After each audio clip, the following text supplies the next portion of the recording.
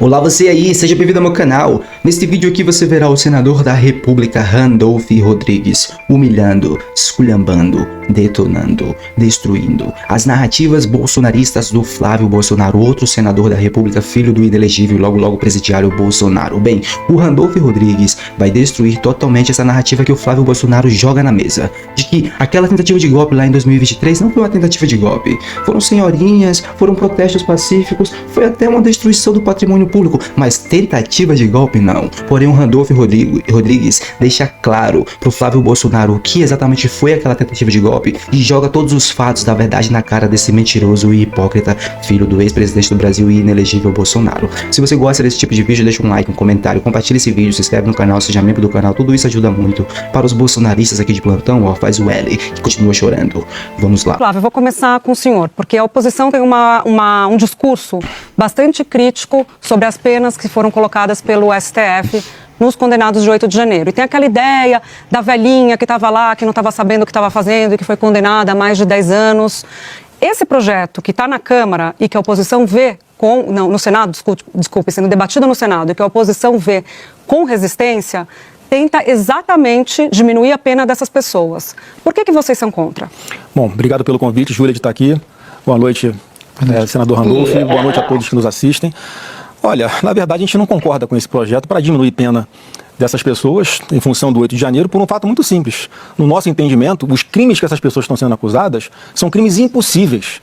Você não pode, em sã consciência, imaginar que quem estava ali no 8 de janeiro, durante um recesso do Legislativo, recesso do Judiciário, a Praça dos Três Poderes completamente vazias, em que houve ali invasão de prédios públicos vazios, um protesto sem armas, um protesto sem financiamento, um protesto sem lideranças. Mentiroso! Impossíveis, porque na prática, o que é que impediria o Lula de continuar sendo presidente no dia 9 de janeiro de 2023. Um golpe! Ele continua sendo presidente. Exatamente. Então a tentativa de condenar essas pessoas, como a Débora, que pichou lá, perdeu uma... Foi uma tentativa de golpe, vocês não conseguiram, porque como tudo que vocês tentam, vocês são incompetentes, desqualificados, seus golpistas, traidores da pátria. Em uma estátua, há 14 anos de cadeia. É inadmissível, a gente não pode entender e transigir e concordar de que um projeto de lei vai reduzir a pena, como a da Débora e tantas outras pessoas que, de fato, estavam ali fazendo um protesto. Reduzir de 14 para 7 anos, para 8 anos, para 5 anos, é uma injustiça muito grande, Júlia. O próprio atual ministro da Defesa de Lula falou com todas as letras. Olha, tem parentes meus que estão na frente do quartel lá em Recife, tem amigos meus que estão na frente do quartel lá em Brasília, isso tudo golpista, antes do dia 8 de janeiro, dizendo que tratava-se de uma manifestação democrática. E todas as nossas manifestações sempre foram pacíficas. Se fosse então, anistia para essas pessoas só, vocês topariam? O que está sendo costurado lá, que está no texto do relator deputado Rodrigo Valadares, que eu tenho conhecimento, é que há uma anistia, exceto para esses crimes de depredação de patrimônio público, que é o que de fato algumas dessas pessoas praticaram. Mas anistia. A indenização das penas, Júlia, está sendo respeitada. É uma condenação a balde, a granel.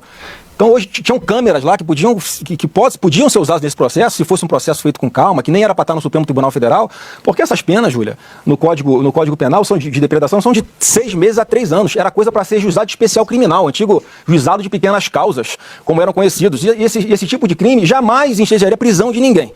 Então, obviamente, a gente concorda que haja uma anistia nesses termos que eu falei e não uma meia anistia para querer, obviamente, entregar essas pessoas para uma pena menor quando elas não deveriam responder a pena nenhuma. Sem anistia. O senador Flávio coloca essa questão da meia anistia e foca muito os crimes do 8 de janeiro. A PGR entendeu de maneira diferente, senador Randolph, entendeu que o 8 de janeiro é o ápice de algo que vem desde o final de 2022. A tentativa de golpe se forma antes de 2023.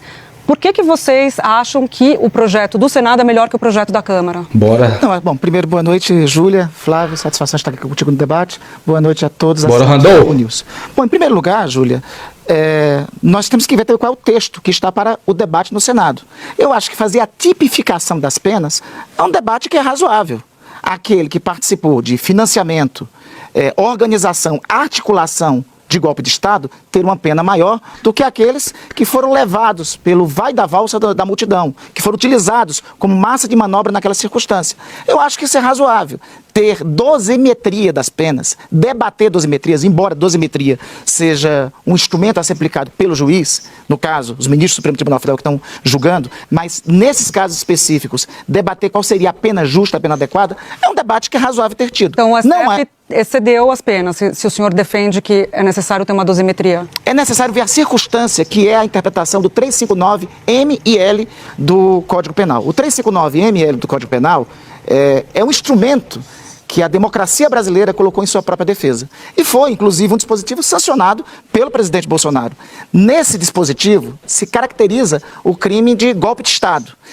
Nesse dispositivo, as penas que estão em curso no 35M, elas são cumulativas com 35L.